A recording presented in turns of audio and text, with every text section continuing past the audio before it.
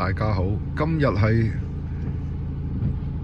Boxing Day 嘅翌日啊，即係節禮日翌日，即係12月27號。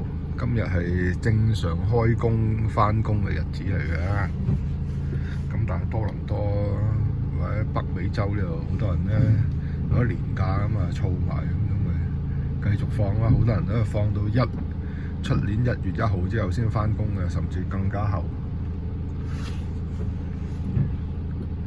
今日又係出嚟就去食早餐，琴日就去美華食早餐，今日就返麥當勞。